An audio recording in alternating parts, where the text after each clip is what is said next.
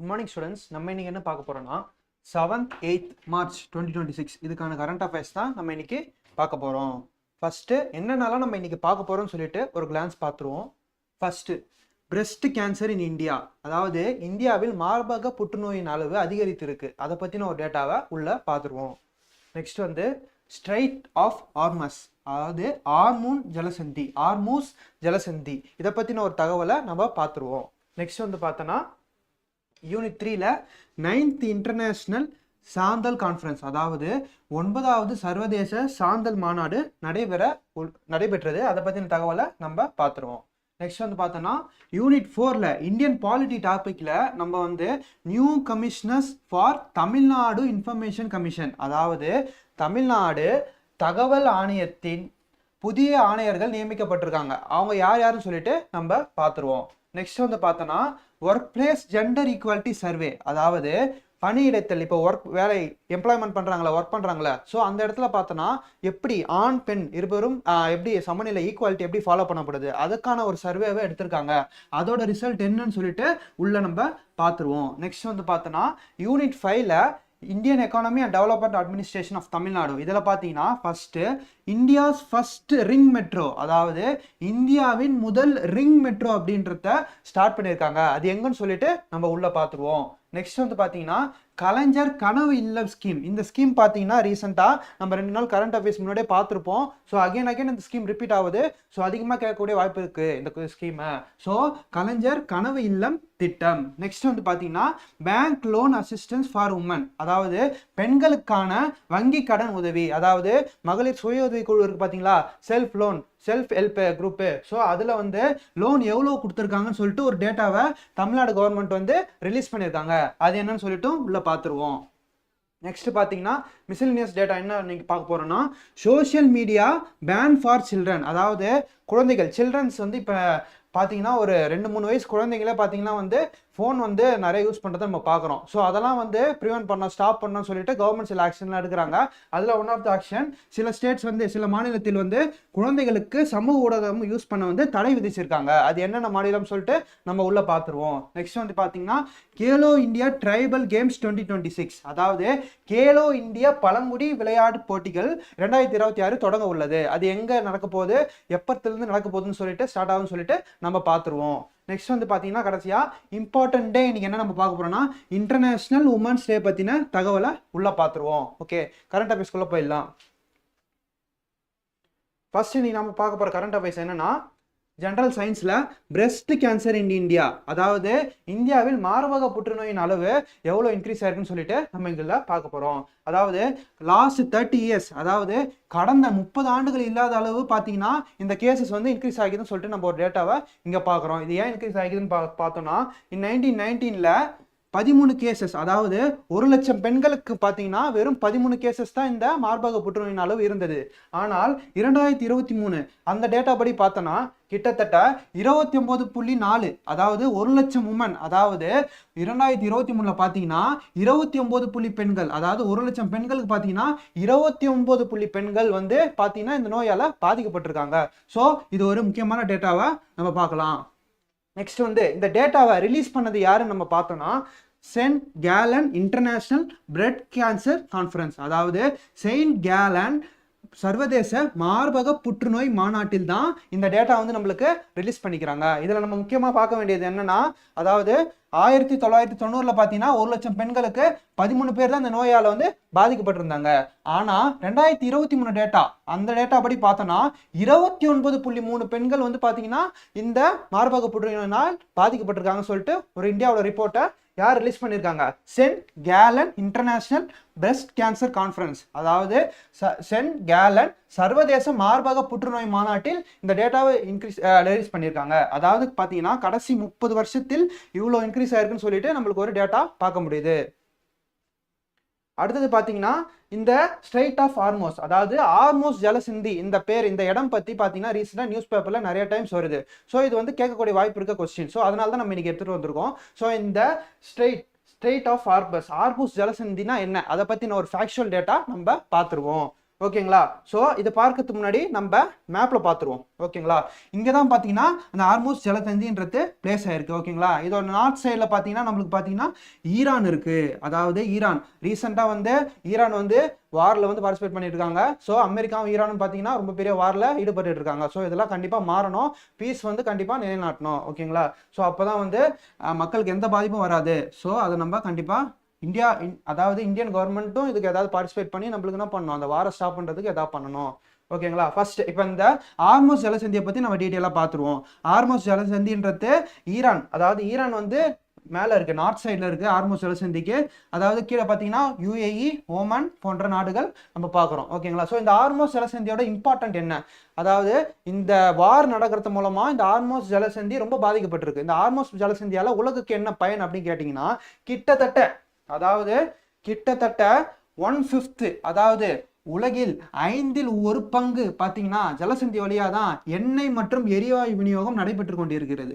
அதாவது கிட்டத்தட்ட பார்த்தீங்கன்னா வேர்ல்டு லெவலில் பார்த்தீங்கன்னா world's oil and gas supply இதில் பார்த்தீங்கன்னா கிட்டத்தட்ட 1/5 பார்த்தீங்கன்னா இந்த ஹார்மோஸ் ஜலசந்தி வழியாக தான் நம்மளுக்கு போகுது. ஸோ இந்த இடத்துல வந்து நம்ம ஈரான் வந்து வாரில் ஈடுபட்டிருக்கனால இந்த இடம் வந்து பாதிப்பு உள்ளாகி இருக்கு. ஸோ இதனால் பார்த்தீங்கன்னா பல விதமான எண்ணெய் போக்குவரத்து பாதிக்கப்பட்டிருக்கு. இதனால் வந்து உலக அளவில் வந்து பொருளாதாரம் மிகவும் பாதிப்படைந்திருக்குன்னு சொல்லிட்டு நம்ம இதில் முக்கியமான டேட்டாவாக பார்க்குறோம்.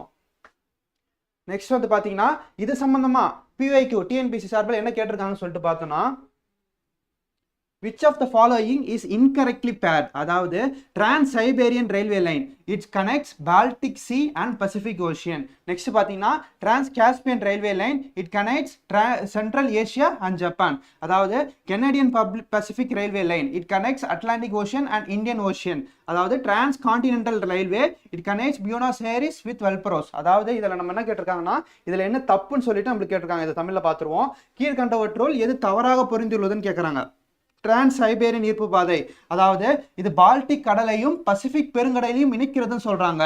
நெக்ஸ்ட் பாத்தீங்கன்னா டிரான்ஸ் காஸ்பியன் ஈர்ப்பு பாதை, அதாவது இது மத்திய ஆசியாவையும் ஜப்பானையும் இணைக்கிறது அப்படின்னு சொல்லிட்டு நம்ம இங்க பாக்குறோம். நெக்ஸ்ட் வந்து கனடியன் பசிபிக் ஈர்ப்பு பாதை, அதாவது இந்த ரயில்வே லைன் பாத்தீங்கன்னா அட்லாண்டிக் பெருங்கடலையும் இந்திய பெருங்கடலையும் இணைக்கிறதுன்னு சொல்றாங்க. நெக்ஸ்ட் வந்து பாத்தீங்கன்னா ஃபோர்த் டிரான்ஸ் கான்டினென்டல் ஈர்ப்பு பாதை, அதாவது இது பியூனஸ் அயர்ஸ் நகரத்தையும் வால்பரைசோ நகரத்தையும் இணைக்கிறது அப்படின்னு சொல்றாங்க.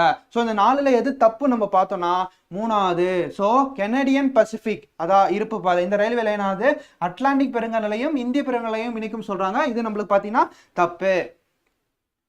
நெக்ஸ்ட் அடுத்தது யூனிட் 3ல history and culture of India, Indian national மூவ்மெண்ட்ல நம்ம இன்னைக்கு என்ன நியூஸ் பார்க்க போறோம்னா, அதாவது ரீசெண்டா 9th இன்டர்நேஷனல் சாந்தல் கான்ஃபரன்ஸ், அதாவது சாந்தலர்கள் இவங்க ஒரு பழங்குடி இனத்தை சார்ந்தவங்க. ஸோ இவங்களோட 9வது சர்வதேச சாந்தல் மாநாடு நடைபெற்று இருக்கு. அதை பத்தின டேட்டாவை தான் நம்ம இங்க பார்க்க போறோம். இது எப்ப நடைபெற்று இருக்குன்னு பாத்தீங்கன்னா March 7, 2026.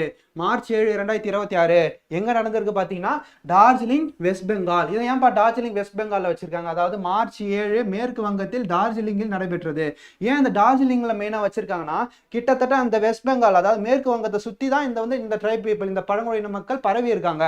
எங்கெங்கெல்லாம் பரவி இருக்காங்க பாத்தீங்கன்னா ஜார்க்கண்ட், வெஸ்ட் பெங்கால், ஒடிசா அண்ட் பீகார்ல தான் வந்து இவங்க அதிகமா பரவி இருக்காங்க. ஸோ அந்த ஒரு காரணத்தினால தான் நம்ம என்ன பண்ணியிருக்காங்கன்னா இந்த இன்டர்நேஷனல் சாந்தல் கான்ஃபரன்ஸை நம்ம எங்க பார்த்துருக்கோம், வெஸ்ட் பெங்கால் டார்ஜிலிங்ல நடந்திருக்குன்னு சொல்லிட்டு பார்க்குறோம். ஓகேங்களா. ஸோ ஓகேப்பா, இந்த சப்மிட்டை யார் நடத்துறாங்க அப்படின்னு சொல்லிட்டு பார்த்தீங்கன்னா இன்டர்நேஷனல் சாந்தல் கவுன்சில், அதாவது சர்வதேச சாந்தல் கவுன்சில் தான் இந்த சர்வதேச சாந்தல் மாநாடை நடத்தியிருக்காங்க. நெக்ஸ்ட் ஓகேப்பா. நெக்ஸ்ட் இதை பத்தின factual data exam point of வியூல நம்மளுக்கு இந்த ட்ரைப்ஸ்ல இருந்து நம்ம என்ன பார்க்க போறோம்னு சொல்லிட்டு பார்த்தோம்னா, சாந்தல் ரிபிலியன், அதாவது சாந்தலர்களின் கிளர்ச்சி. அதாவது இப்போ பார்த்தீங்கன்னா நிறைய ட்ரைப்ஸ் வந்து காட்டில் தான் வாழ்வாங்க. ஓகேங்களா. காடு, மலை பிரதேசம் இந்த மாதிரி ஏரியாவில் தான், அதாவது நார்மல் மக்களோட பிரிஞ்சு நம்ம காட்டு பகுதியிலும் மலை பகுதியிலும் வாழ்றத நம்ம பார்த்துருப்போம். ஓகேங்களா.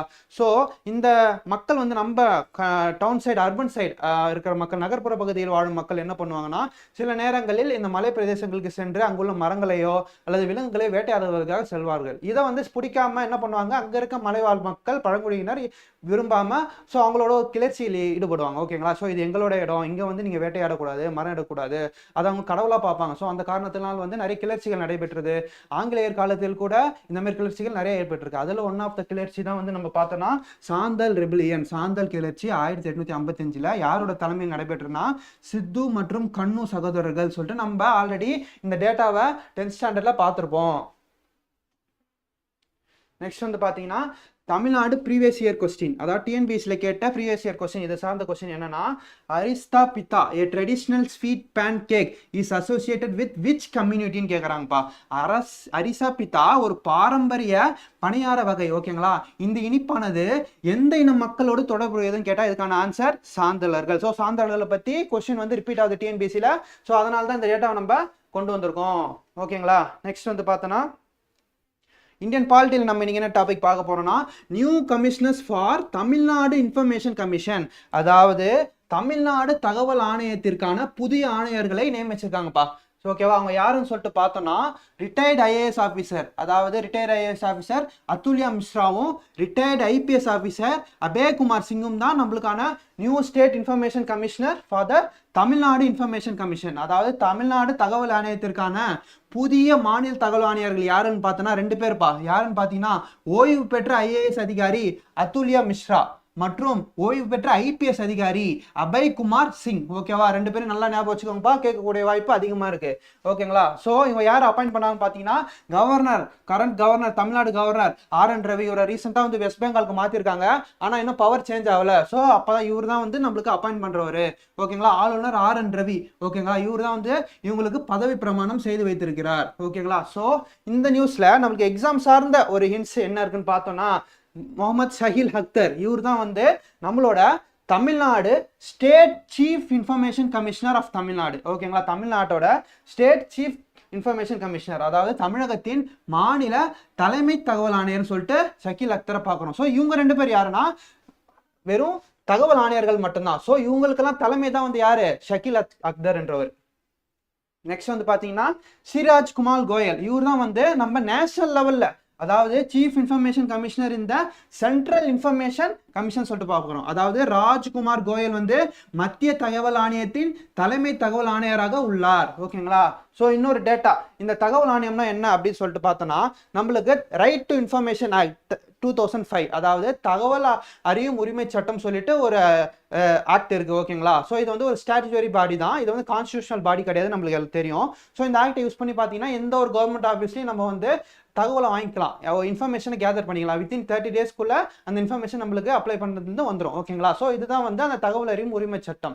ஸோ பார்த்தீங்கன்னா இதில் ஏதாவது மிஸ்டேக்னாலோ இதில் ஏதாவது நம்மளுக்கு இன்ஃபர்மேஷன் சரியாக வராதுனாலோ ஸோ நம்ம வந்து கம்ப்ளைண்ட் பண்ணக்கூடிய இடம் தான் வந்து என்னது, இந்த சென்ட்ரல் இன்ஃபர்மேஷன் கமிஷன். ஸோ இங்கே போய் நம்ம கம்ப்ளைண்ட் பண்ணோம்னா நம்மளுக்கான உரிய நடவடிக்கை எடுக்கப்படும். மத்திய தகவல் ஆணையம் தான் இதுக்கான நடவடிக்கையை எடுக்கிறவங்க. பிளஸ் வந்து அந்த தகவல் அறியும் உரிமை சட்டத்தை வழிநடத்துறவங்களும் இவங்க தான் சொல்லிட்டு நம்ம இங்க பார்க்குறோம். ஸோ இந்த தகவல் அறியும் உரிமை சட்டம் அது வந்து எப்போ உருவாச்சு அப்படின்னு சொல்லிட்டு பார்த்தோம்னா தமிழ்நாட்டில்ப்பா.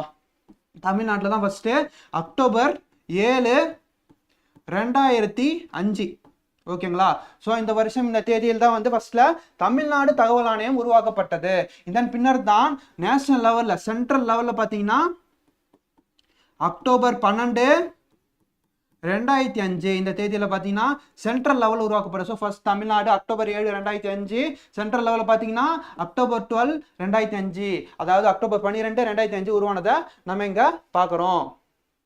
நெக்ஸ்ட் வந்து பார்த்தீங்கன்னா இது எந்த செக்ஷன்ல வருது பார்த்தீங்கன்னா right to information act 2005 section 12 இந்த பிரிவின் கீழே தான், அதாவது தகவல் அறியும் உரிமை சட்டம் 2005 பிரிவின் 12 கீழ் தான் இந்த மத்திய தகவல் ஆணையத்தை உருவாக்கியிருக்காங்க. ரைட்டுங்களா, ஸோ இது ரொம்ப இம்பார்ட்டன்டான டேட்டாப்பா, நல்லா பார்த்துக்கோங்க.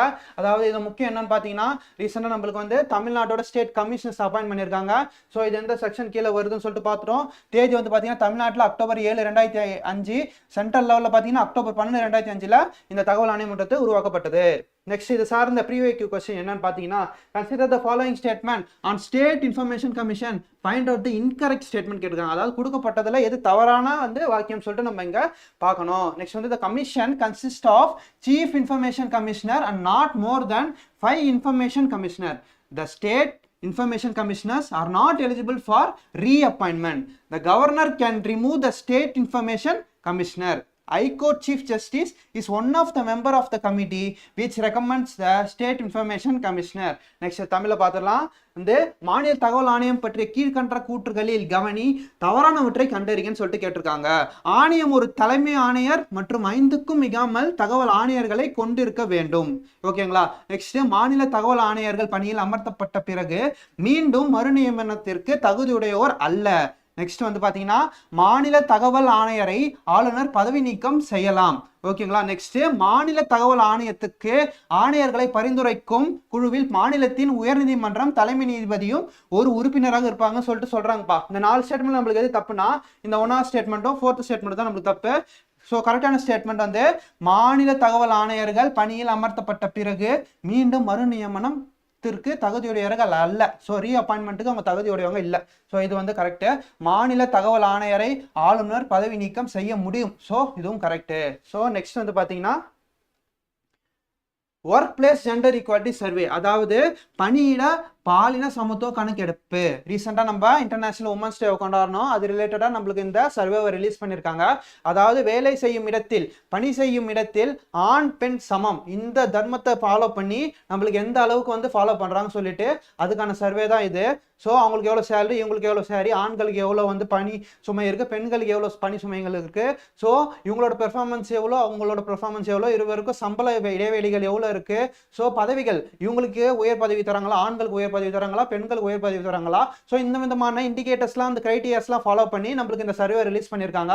ஸோ இந்த சர்வே படி பார்த்தோன்னா இந்த சர்வே எடுத்தது நௌகுரி சர்வே, அதாவது நௌகுரி கணக்கெடுப்புன்னு சொல்லுவோம். இதை நௌகுரி என்ற ஆர்கனைசேஷன் தான் இந்த கணக்கெடுப்பை பண்ணியிருக்காங்க. கிட்டத்தட்ட பார்த்தீங்கன்னா 50 செக்டார், கிட்டத்தட்ட 50,000 பெண்கள், 50,000 உமன் கிட்ட வந்து இந்த சர்வே எடுத்திருக்காங்க. அதில் நம்மளுக்கு தெரிய வந்தது என்னன்னா கிட்டத்தட்ட 67% பெண்கள் என்ன பண்ணுறாங்கன்னா ஆண்கள் பெண்கள் இருவருக்கும் ஈக்குவாலிட்டியை ஃபாலோ பண்ணி ஈக்குவல் பேவை கொடுக்குறாங்கப்பா. அதாவது ஆண்கள் பெண்கள் இருவருக்கும் ஜெண்டர் அடிப்படையில் இல்லாமல், பாலின ரீதியில் இல்லாமல், அதாவது ஈக்குவல் சேலரி, 2 பேருக்கு ஈக்குவல் பே வந்து கண்டிப்பாக தராங்கன்னு சொல்லிட்டு 67 பெண்கள் வந்து நம்புறாங்க. அவங்களும் இதில் வந்து அக்செப்ட் பண்ணிக்கிறாங்க. ஸோ ஓகேங்களா? ஸோ பாலின சமத்துவம் பார்த்தீங்கன்னா கிட்டத்தட்ட எம்ப்ளாய்மெண்ட் செக்டரில், வேலைவாய்ப்பு துறையில் பார்த்தீங்கன்னா 67% கன்ஃபியூம் ஆயிடுச்சுன்னு சொல்லிட்டு நம்மளுக்கு இந்த சர்வே மூலமாக தெரியுது. பேலன்ஸ் இருக்க 33% பார்த்தீங்கன்னா என்ன சொல்லியிருக்காங்கன்னா சமமற்ற நிலை தான் காணப்படுகிறது, எங்களுக்கும் அவங்களுக்கும் ஈக்குவல் பே தரப்படவில்லைன்னு சொல்லிட்டு 33% பேர் சொன்னாலும் 67% பேர் ஈக்குவல் பே தரப்படுகிறது, ஆண்கள் பெண்கள் ஈக்குவலிட்டியாக ஃபாலோ பண்ணுறாங்க எம்ப்ளாய்மெண்ட் செக்டரில் சொல்லிட்டு சொல்கிறாங்க. நெக்ஸ்ட் வந்து பார்த்தீங்கன்னா இது சார்ந்த பிஒய்க்கு கொஸ்டின், டிஎன்பிஎஸ்சி பிஒய்க்கு கொஸ்டின் பார்த்தீங்கன்னா match the following. Article 39B என்ன சொல்லுது, article 48A, article 39D, article 39A. அதாவது ஆர்டிகல் 39A என்ன சொல்றாங்கன்னா அபாலிஸ்ட் ஹெரிடரி ப்ராப்பர்ட்டி, அதாவது பரம்பரை சொத்துரிமை அழித்தல். ஸோ இதுதான் வந்து ஆர்டிகல் 39A. அதாவது நெக்ஸ்ட் வந்து பார்த்தீங்கன்னா சாரிப்பா கொஞ்சம் வந்து தப்பாக சொல்லிட்டேன், சாரி. ஃபர்ஸ்ட் வந்து பார்த்தீங்கன்னா ஆர்டிகல் 39B.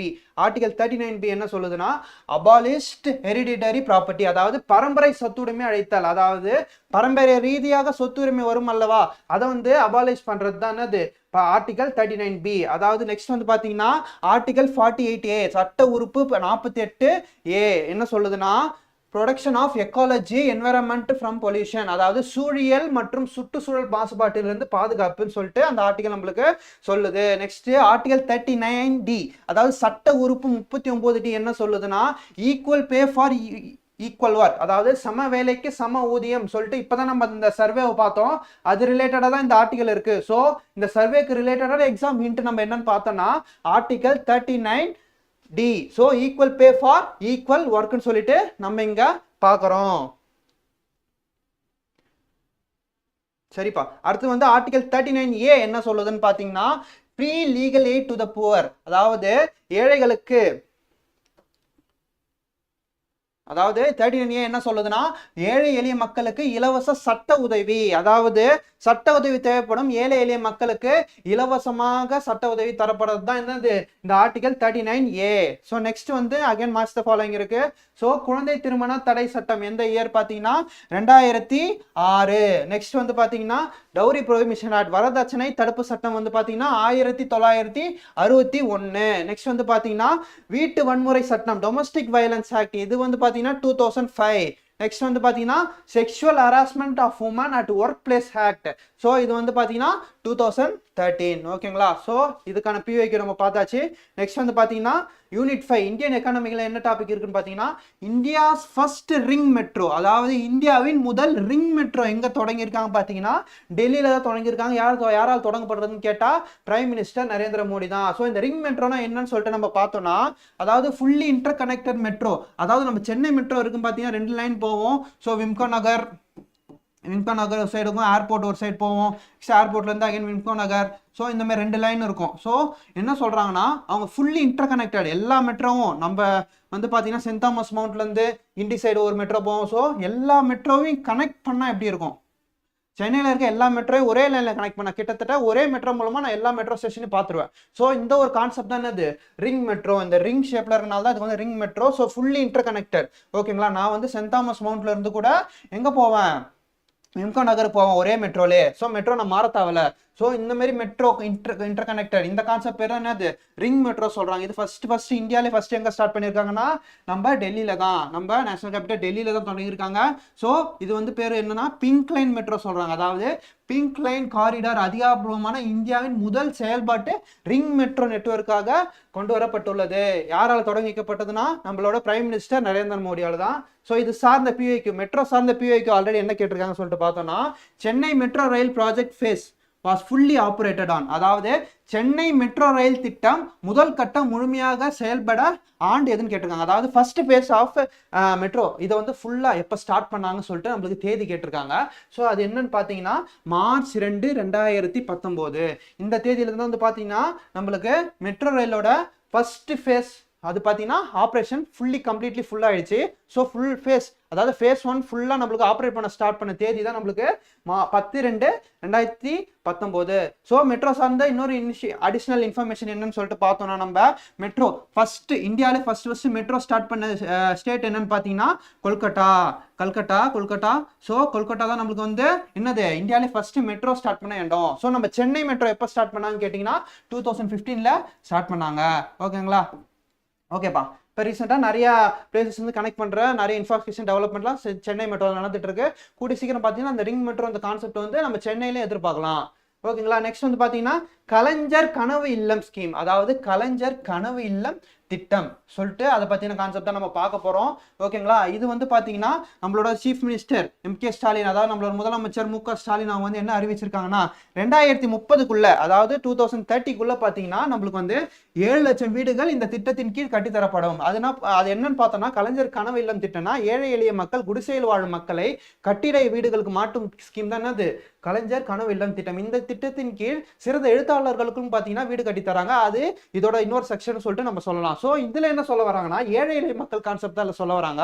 ஸோ குடிசையில் வாழும் ஏழை எளிய மக்கள் 7 லட்சம் வீடுகளுக்கு வந்து நம்ம கட்டித்தரோம் சொல்லிட்டு 2030 டார்கெட் வச்சிருக்காங்க. அதாவது 2030 கிட்டத்தட்ட நம்மளுக்கு பார்த்தீங்கன்னா 7 லட்சம் வீடுகள் இந்த திட்டத்தின் கீழ் கட்டித்தரப்படும் சொல்லிட்டு ஒரு டார்கெட் வச்சிருக்காங்க. ஓகேங்களா. ஸோ கலைஞர் கனவு இல்லம் திட்டம் scheme 5 lakhs houses will be built in rural areas and 2 lakh houses in urban areas சொல்லிட்டு இந்த 7 lakh டார்கெட்டை ஸ்பிளிட் அப் பண்ணியிருக்காங்க.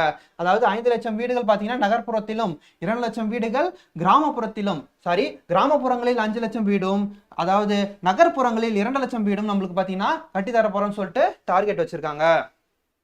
நெக்ஸ்ட் வந்து பார்த்தீங்கன்னா இது சார்ந்த பிவைக்கு கொஸ்டின் என்ன இருக்குன்னு நம்மளுக்கு பார்த்தோம்னா main aim of Tamil Nadu village habitations improvement scheme, அதாவது தமிழ்நாடு கிராமப்புற வாழ்விட முன்னேற்ற திட்டத்தின் தேவையான குறிக்கோள் என்னன்னு சொல்லிட்டு நம்மளுக்கு கேட்குறாங்க. ஸோ இது வந்து வாழ்விட சம்பந்தமான கொஸ்டின், அதாவது கனவு இல்லம் திட்டம்ன்றது ஹேபிடேஷன் மினிஸ்ட்ரி கீழே வளரக்கூடிய ஒரு திட்டம். ஓகேங்களா. வாழ்விடம் ரீதியிலான ஒரு திட்டம் சொல்லிட்டு அது சார்ந்த ஒரு பிஐக்கு நம்ம பார்க்குறோம். ஸோ இதுக்கான ஆன்சர் வந்து பார்த்தீங்கன்னா provide minimum basic requirement infection facility to the inhabitants, அதாவது வாழ்விடம் இல்லாதவருக்கு குறைந்தபட்ச அடிப்படை கட்டமைப்பை வசதிகளை வழங்குதல் தான் பேசிக்காக main aim of Tamil Nadu village habitation improvement scheme. Tamil Nadu கிராமப்புற வாழ்விடம் முன்னேற்ற திட்டத்தின் தேவையான குறிக்கோள்னு பார்த்தீங்கன்னா நம்மளுக்கு இதுதான். நெக்ஸ்ட் வந்து பார்த்தீங்கன்னா bank loan assistant for women, பெண்களுக்கான வங்கி கடன் உதவி. சொல்லிட்டு நம்ம அது கீழே ஒரு டீட்டெயிலாக கரண்ட் அஃபேர்ஸை நம்ம இங்கே பார்க்க போகிறோம். ஸோ பார்த்தீங்கன்னா ரீசெண்டாக இது சம்மந்தமாக ஒரு டேட்டாவை கவர்மெண்ட் வந்து ரிலீஸ் பண்ணியிருக்காங்க.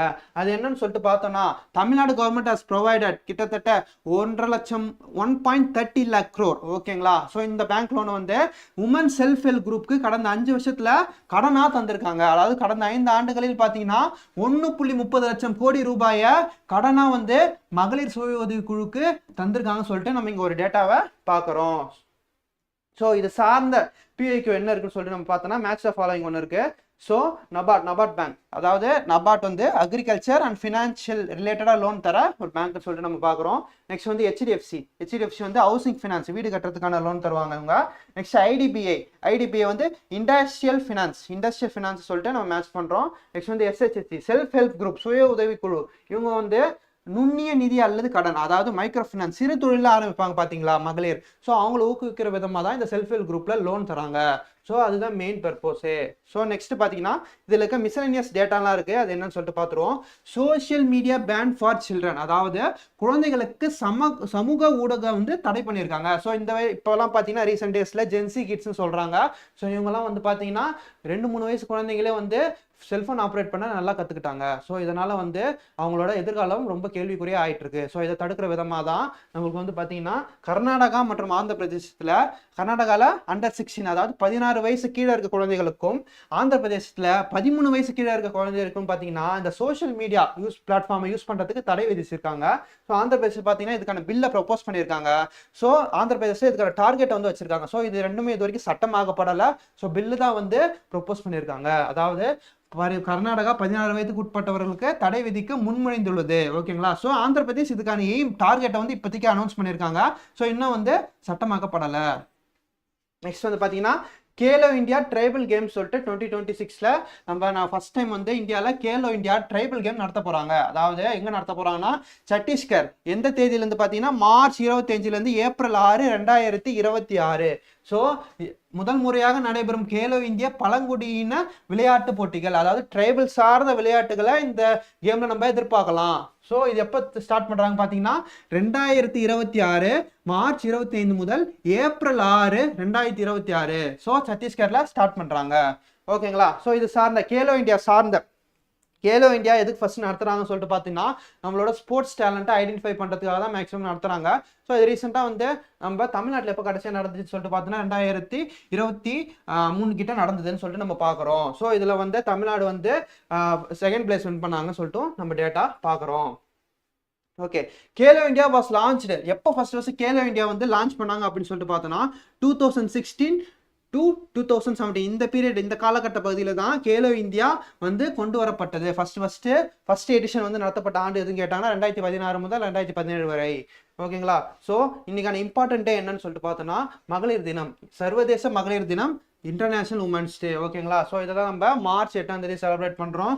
ஸோ இந்த ஆண்டுக்கான தீம் என்னன்னு சொல்லிட்டு பார்த்தோன்னா rights, justice, action for all women and girls, அதாவது உரிமைகள், நீதி, நடவடிக்கை அனைத்து பெண்கள் மற்றும் சிறுமிகளுக்காக. ஸோ பெண்களுக்கான உரிமை, பெண்களுக்கான நீதி, பெண்களுக்காக இது சார்ந்த நடவடிக்கைகளை நம்ம எடுக்கணும். ரீசெண்டாக வந்து பெண்கள் பாலியல் ரீதியாக மிகவும் அதிகமாக துன்புறுத்தப்படுகிறார்கள். ப்ளஸ் வந்து அவங்களுக்கான வந்து ரைட்ஸ் வந்து தடை செய்யப்படுது. ஸோ அவங்களுக்கான ரைட்ஸ் வந்து கொடுக்கணும், அவங்களுக்கான நீதியை நம்ம சரியான டைமில் வந்து கொடுக்கணும். இதற்கான நடவடிக்கைகளை அரசு தீவிரமாக எடுக்கணும்.